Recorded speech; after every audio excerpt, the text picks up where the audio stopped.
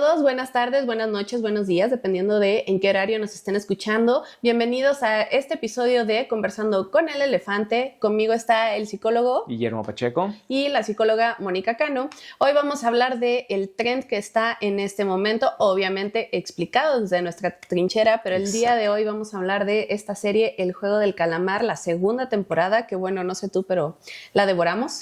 Sí, la verdad es que nosotros nos lo echamos todavía mucho más rápido que la primera temporada y eso que sí, yo generalmente no soy tanto de estar viendo las series, o sea, luego que salen, pero esta sí me lo he echado. Inmediatamente salió. Inmediatamente salió, aparte de que nos dejan con todo el suspenso, pero bueno, antes de comenzar, ahí sí de hablar de este tema, obviamente vamos a hacer nuestro anuncio de spoiler alert. Si no has visto la serie, te recomiendo que primero veas la serie y posteriormente te sientes a ver este episodio para entender qué pasó y por qué pasa lo que pasa a grandes rasgos. Y bueno, el día de hoy vamos a explicar toda esta psicología detrás de la violencia tan fuerte que podemos llegar a ver en esta serie. Exacto.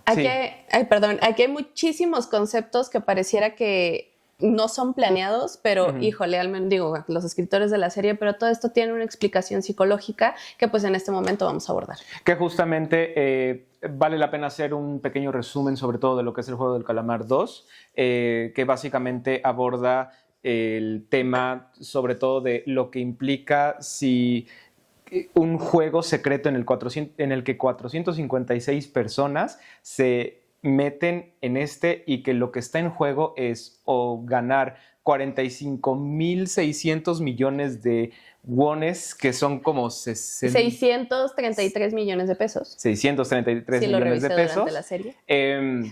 O perder la vida. Entonces es una cuestión bien interesante porque justamente es lo que está en juego no es literalmente jugar, es tu vida. Y lo que la gente está dispuesta a hacer cuando uno se encuentra en una situación así. Y también hay una cuestión bien interesante porque justamente lo que también nos permite visualizar esta serie es todos los elementos que están alrededor de los propios juegos. No solamente el jugar y ganar o perder la vida prácticamente, o es literalmente, sino también lo que implica alrededor y cuáles son los intereses detrás del Juego del Calamar. Entonces, eso la verdad es una parte también bastante agradable de la propia temporada 2, que te permite ver mucho más que la temporada 1. Exacto. Y en esta segunda temporada vamos a tener al personaje principal 456 obsesionado básicamente por atrapar a esta persona de la máscara negra que sabemos por detrás, que es el hermano del policía que se logró infiltrar en la primera temporada. Entonces, bueno, terminan coincidiendo tarde o temprano, se ponen a investigar, ahora sí con todo el dinero del mundo y pues, oh sorpresa, tenemos a 456 siendo el jugador 456. Exactamente, nuevamente. Que es Song Gi-hun, justamente. Exactamente, el plan no le sale como él esperaba, entonces ahora tenemos al policía y a un ejército de personas intentando encontrar la isla. Mientras 456 juega otra vez por su vida. Entonces, la verdad es que lo abordaron de una forma bien interesante porque no fue solo llegar a jugar otra vez, porque a la par aquí tenemos cuestiones donde el cierre de temporada que me voló la cabeza con ese final donde me dejaron así de qué iba a pasar, porque no cerró la serie realmente, tenemos que esperar hasta junio de este año. Entonces, bueno, es aquí donde esta situación del el motín que hicieron precisamente para rebelarse y llegar al hombre enmascarado, pues bueno, esto estuvo padrísimo. Y por otra parte tenemos que el hombre enmascarado, y si ya fuiste de los que se puso a buscar la relación entre la primera, la segunda temporada y próximamente la tercera, la primera temporada nos deja muy en claro que la única forma de verdaderamente disfrutar estos juegos es jugándolos. Entonces tenemos al hombre enmascarado siendo el jugador número 1 en este caso y bueno, más bien infiltrado con todos ellos, pues se mete a todo el motín y los ayuda y juega y bla bla bla, le hace cara de doble cara básicamente y termina al final traicionando a 456, pero no lo mata. Y que justamente es una cuestión bien interesante porque lo que básicamente hace la trama es llevarnos desde las motivaciones originales, que es terminar el Juego del Calamar, hasta las siguientes motivaciones que literalmente para Song Gi-hun o el jugador 456 es sobrevivir. ya en algún punto. Y sobre todo, cómo las motivaciones de cada uno de los personajes se van contrastando y se van anteponiendo constantemente. Y entonces es bien interesante porque justamente también nos permite visualizar varios de los elementos psicológicos detrás de todo esto. Que al final del día, sobre todo, hay un factor en común dentro de todos estos elementos psicológicos, que es el de la violencia como tal. Que al final del día, algo que nos va a ayudar muchísimo es comprender en buena medida la parte teórica detrás de lo que es el juego del calamar, que es la parte que nos compete a nosotros justamente. Que en ese sentido, sobre todo, hay que tener en consideración lo siguiente. Nosotros vamos a utilizar en buena medida, sobre todo, parte de la teoría de lo que fue Philip Zimbardo. Philip Zimbardo fue en su momento, hasta el 14 de octubre del año pasado no apenas, fue el psicólogo vivo más citado del mundo.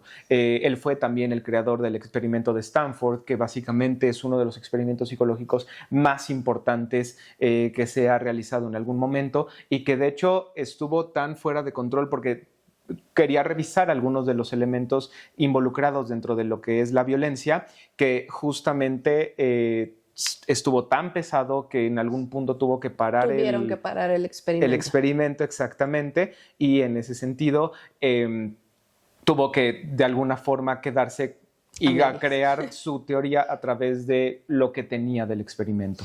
Entonces, justamente es buena parte de lo que vamos a utilizar ahorita. Justo, y de hecho, como dato curioso y también para comprender, toda parte de esta teoría y todas estas investigaciones surgen a raíz de la Segunda Guerra Mundial, ya que pues surgió todas estas dudas. Teníamos un mundo de personas, muchas de ellas sin un trastorno, que cometieron atrocidades durante la Segunda Guerra Mundial. Entonces, la idea de estos experimentos fue entender cómo esta gente se pudo transformar de una manera tan drástica y, bueno, obviamente hacer lo que hizo, ¿no? Justamente Entonces, como en el juego del calamar, tienes a las personas que juegan, sí, pero también tienes a las personas que están literalmente matando a otras. Es como, ¿cómo pueden conseguir o cómo pueden lograr hacer eso? Exactamente. Y aquí vamos a tener muchísimos factores, desde salvar nuestra vida a todos los jugadores.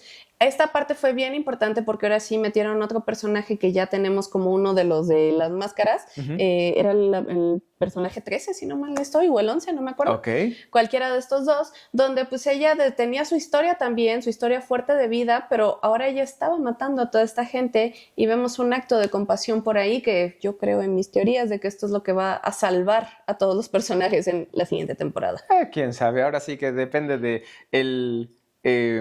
el enfoque que le quieran dar, justamente, que sí, efectivamente es la trabajadora número 11, que es justamente en la que se enfoca mucho más esta temporada también, y que también le permite o nos permite ver una visión mucho más humana de quiénes son las personas que están detrás de los del arma. Del arma y de justamente los trajes rosas. Y eso nos lleva precisamente al primer concepto por abordar, que es el factor del anonimato. Aquí sí. Cuando estamos cometiendo precisamente estos actos de violencia, cuando gozamos de este privilegio del anonimato, es precisamente donde se puede desbordar la reacción. ¿Por qué? Porque no sentimos esta presión de que nos identifiquen, básicamente. Claro, exactamente. De hecho, hay una cuestión bien interesante, porque justamente es parte de lo que utilizó Zimbardo dentro de su experimento de Stanford. Zimbardo lo que utilizó para mostrar el tema del anonimato fueron, por ejemplo, lo de los lentes, y al final del día utilizar otros nombres seudónimos también, y que en ese sentido, básicamente, lo que nos permite esto es que al no saber nuestra identidad, nos permite mucho más experimentar con nuestra propia conducta, con nuestras propias emociones. Entonces, bien interesante, porque justamente teniendo a consideración esto, la tesis en su momento del efecto Lucifer, que es el libro en el que relata el experimento de Stanford, Philip Zimbardo, que se los recomendamos un montón, básicamente es, ¿qué pasa si tú pones a una manzana podrida en el cesto? básicamente va a podrir las demás. Es decir, una persona que desde este anonimato y desde estos otros elementos que vamos a ir señalando, tú le incorporas a estos entornos, básicamente va a podrir a las demás. Entonces, justamente es lo que ocurre, por ejemplo, en este caso con el jugador 001, que es el de la máscara negra y del traje negro, que básicamente desde esta coraza o detrás de esta coraza... Desde este anonimato de que él es el encargado. Exactamente, lo que hace es que se siente mucho más libre y mucho más cómodo de mover los hilos y de ser el titiritero detrás de toda la situación y de ejercer la violencia a su modo y de la manera en la que quiere. Y también aquí sí, como parte de este anonimato, tenemos muchísima represión emocional. Entonces, como no es visual para la víctima, y en este caso los victimarios, los de la máscara, exacto, como no es visible esta parte de las emociones, ellos al reprimir sus emociones, pues claro que no pueden, evitan hacer este contacto emocional con el victimario. De hecho, en esta escena, cuando ya se amotinan todos y le quitan la máscara a uno de ellos, fue bien interesante, no lo sé, tú me dirás, pero ya cuando empezabas a ver las expresiones de miedo, no, que muy chingón. Sí. Entonces, ahí es donde, bueno, ya sin este anonimato y con esta expresión emocional, pues hacerlo parte de y ayúdanos y así de todo, pues también ya cobra sentimientos. Exactamente, que es donde viene justamente una cuestión interesante, porque la supresión y el control emocional en ese sentido tiene que ver también con comprender y empatizar con el otro. Ahora, cuestión bien importante, uno empatiza con el otro, por ejemplo, número uno, por el tema de la cercanía y del vínculo, pero también hay elementos, por ejemplo, cerebrales. Tenemos lo que se le llama las neuronas espejo, por ejemplo, que son las que te permiten empatizar mucho más con las emociones del otro. Cuando tú estás sentado enfrente de una persona y la otra persona está llorando, muchas veces eso te genera algo. Si no te genera nada, también tiene que ver con que a lo mejor no están suficientemente desarrolladas estas neuronas espejo, pero justamente estas neuronas espejo lo que nos permiten es visualizar las emociones del otro y emanar en cierta medida las mismas. Entonces, justamente algo que pasa con estas caretas es que no puedo ver al otro, no puedo empatizar con el otro y no puedo vincularme con el otro. Justo. Por ende, para mí es mucho más sencillo, inclusive cuando me revelo, darle con todo a los demás. Y es una cuestión bien interesante porque del otro lado tenemos a los de rosa, que ahí es donde viene el siguiente factor, que es la carencia de empatía, que justamente muchas veces algo que se tiene que hacer en este caso para carecer de empatía es generar un montón de supresión y control emocional, que esto tiene que ver sobre todo con un sobrecontrol a través de la racionalización, es decir, yo racionalizo que tengo que controlar mis emociones, o incluso también tiene que ver con un elemento biológico. Yo como tal puedo no empatizar tanto con los demás. Tiene que ver con un elemento que coloquialmente se le llama como de psicopatía, sí, pero no es un elemento que de hecho se utilice mucho en los ambientes o en los ámbitos psicológicos como tal, no, de hecho es mucho más legal el concepto, pero justamente también tiene que ver con estos elementos biológicos de carencia de empatía, que era justamente lo que pasaba en no me acuerdo si era segundo episodio, con esta persona de la ruleta rusa, que decía, maté a mi padre y no sentí nada, sabía que estaba hecho para este trabajo, justamente porque no sentí algo. Exacto.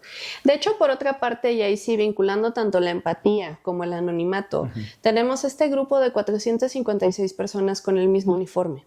Con este mismo uniforme era muy difícil, pues hasta cierto punto, predecir el tipo de vida de cada quien. Claro. Entonces, al uniformarlos todos, aunque pudiéramos ver las expresiones emocionales, también es una forma de deshumanización. Y ahí sí evitas esta parte de la empatía. Algo muy hermoso que pasaba entre todos los personajes y que hicieron a diferencia de otro, bueno, la temporada pasada también lo hicieron, pero ahorita fue muy evidente esta falta de empatía entre los mismos personajes y cómo cada uno fue contando su historia al grado de que, híjole, te terminabas encariñando con los personajes. Teníamos el personaje de esta mujer trans, que en un inicio como que, pero luego, híjole, lo amamos todos, ¿no? El de la señora grande, híjole, no lo entiendo, pero pues lamento lo que te está pasando, ¿no? Claro. Y entonces, ahí sí, esta deshumanización en todos los sentidos la vamos a tener también en el bien y otro punto, la avaricia. Exactamente. Porque aquí sí, teníamos estos personajes y esta famosa libertad de elección, donde ellos decidían si continuaban o no en el juego.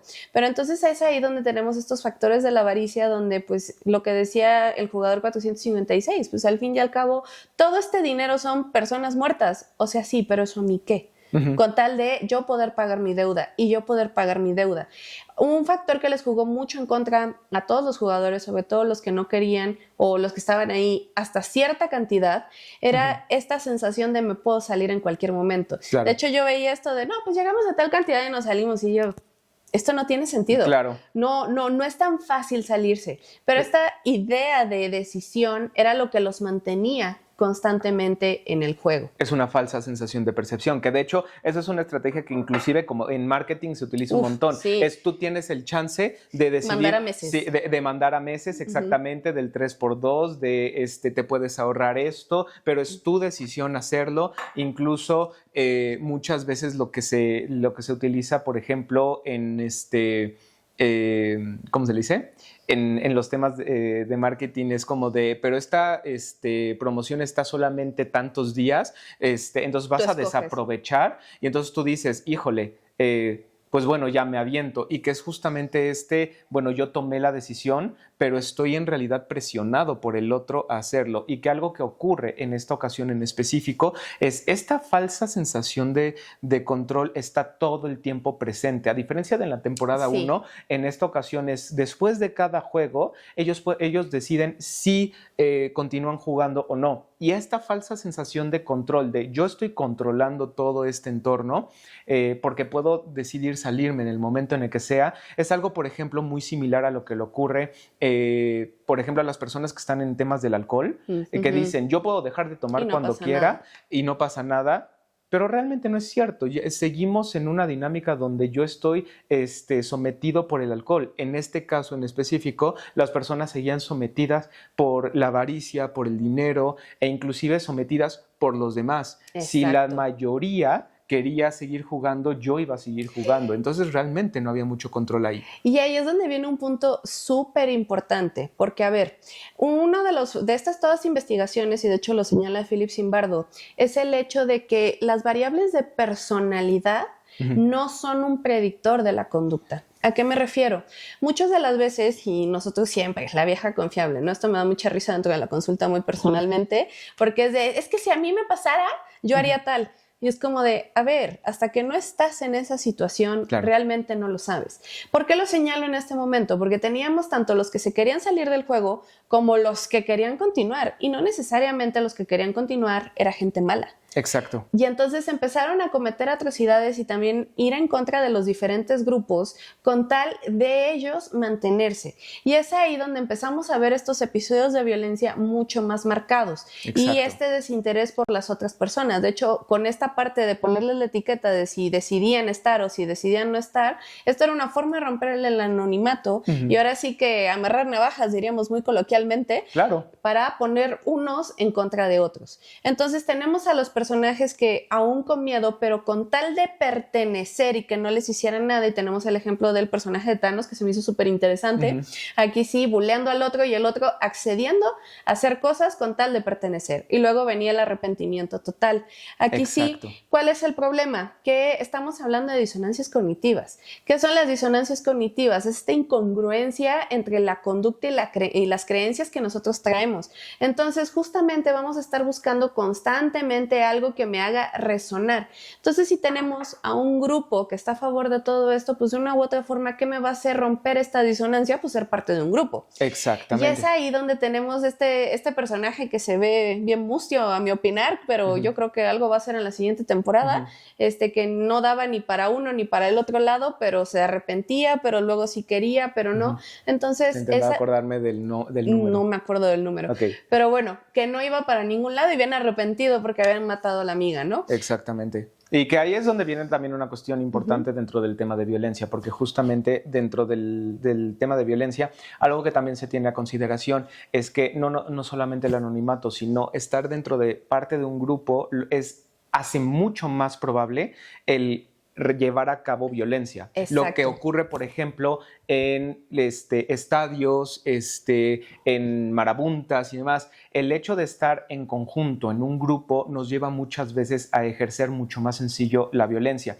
¿Por qué? Porque también existe todo este elemento de todos nosotros somos una sola masa que va hacia un solo lugar. Lo que ocurre justamente con esto que mencionabas ahorita, de que algunos eran las X, otros eran los ceros o las O's, y entonces creaban un sentido de pertenencia a través de ello. Y entonces no estamos todos nosotros aquí juntos jugando este juego para ganar dinero, sino ahora ya nos dividimos, porque ahora somos ceros, O's o X. Justo. Y entonces somos unos contra otros. Sí, otro punto también muy importante ya cuando hacen el motín es estas personas que pues ahora hay que matar a los enmascarados.